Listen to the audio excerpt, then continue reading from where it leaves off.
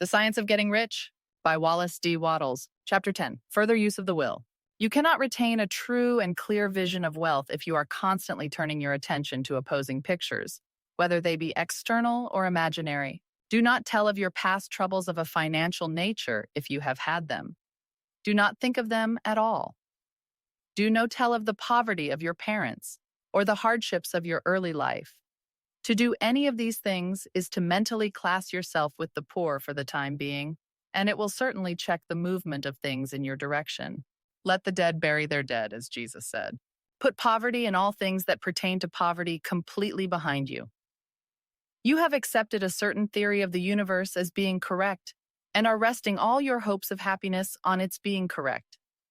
And what can you gain by giving heed to conflicting theories? Do not read religious books which tell you that the world is soon coming to an end. And do not read the writing of muckrakers and pessimistic philosophers who tell you that it is going to the devil. The world is not going to the devil. It is going to God. It is wonderful becoming. True, there may be a good many things in existing conditions which are disagreeable. But what is the use of studying them when they are certainly passing away, and when the study of them only tends to check their passing and keep them with us? Why give time and attention to things which are being removed by evolutionary growth, when you can hasten their removal only by promoting the evolutionary growth as far as your part of it goes? No matter how horrible in seeming may be the conditions in certain countries, sections, or places, you waste your time and destroy your own chances by considering them. You should interest yourself in the world's becoming rich. Think of the riches the world is coming into, instead of the poverty it is growing out of. And bear in mind that the only way in which you can assist the world in growing rich is by growing rich yourself through the creative method, not the competitive one. Give your attention wholly to riches, ignore poverty. Whenever you think or speak of those who are poor, think and speak of them as those who are becoming rich, as those who are to be congratulated rather than pitied. Then they and others will catch the inspiration and begin to search for the way out. Because I say that you are to give your whole time and mind and thought to riches, it does not follow that you are to be sordid or mean. To become really rich is the noblest aim you can have in life, for it includes everything else. On the competitive plane, the struggle to get rich is a godless scramble for power over other men. But when we come into the creative mind, all this is changed. All that is possible in the way of greatness and soul unfoldment, of service and lofty endeavor, comes by way of getting rich. All is made possible by the use of things. If you lack for physical health, you will find that the attainment of it is conditional on your getting rich. Only those who are emancipated from financial worry and who have the means to live a carefree existence and follow hygienic practices can have and retain health. Moral and spiritual greatness is possible only to those who are above the competitive battle for existence, and only those who are becoming rich on the plane of creative thought are free from the degrading influences of competition. If your heart is set on domestic happiness, remember that love flourishes best where there is refinement, a high level of thought, and freedom from corrupting influences. And these are to be found only where riches are attained by the exercise of creative thought, without strife or rivalry. You can aim at nothing so great or noble, I repeat, as to become rich. And you must fix your attention upon your mental picture of riches, to the exclusion of all that may tend to dim or obscure the vision. You must learn to see the underlying truth in all things. You must see beneath all seemingly wrong conditions the great one life ever moving forward toward fuller expression and more complete happiness. It is the truth that there is no such thing as poverty, that there is only wealth. Some people remain in poverty because they are ignorant of the fact that there is wealth for them, and these can best be taught by showing them the way to affluence in your own person and practice. Others are poor because, while they feel that there is a way out, they are too intellectually indolent to put forth the mental effort necessary to find that way and by travel it.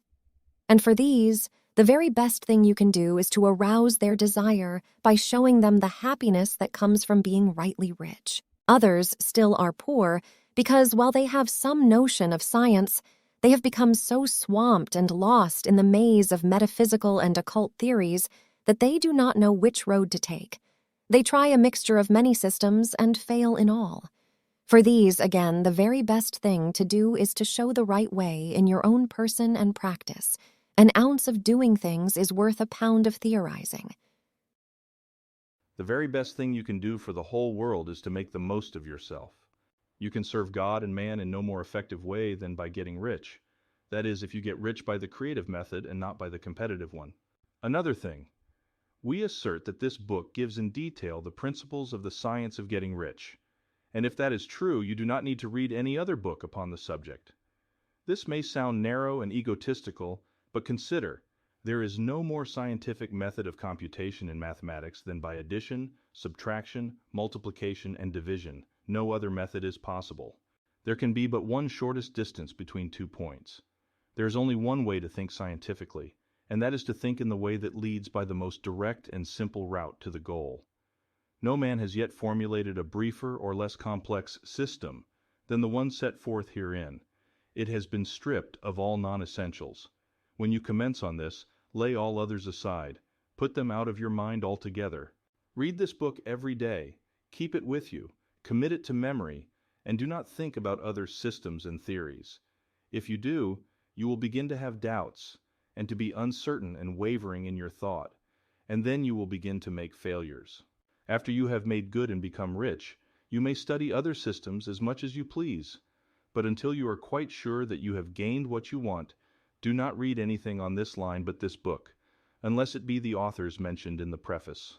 And read only the most optimistic comments on the world's news, those in harmony with your picture. Also, postpone your investigations into the occult. Do not dabble in theosophy, spiritualism, or kindred studies. It is very likely that the dead still live and are near, but if they are, let them alone, mind your own business. Wherever the spirits of the dead may be, they have their own work to do, and their own problems to solve, and we have no right to interfere with them.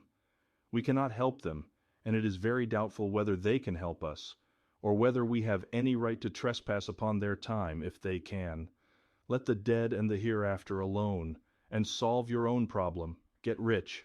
If you begin to mix with the occult, you will start mental cross-currents, which will surely bring your hopes to shipwreck.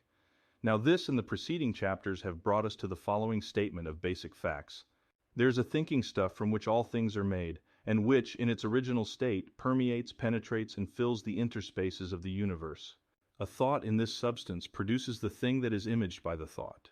Man can form things in his thought, and by impressing his thought upon formless substance, can cause the thing he thinks about to be created. In order to do this, man must pass from the competitive to the creative mind.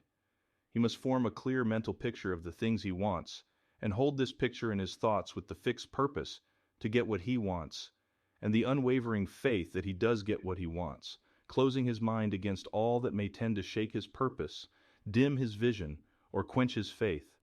And in addition to all this, we shall now see that he must live and act in a certain way.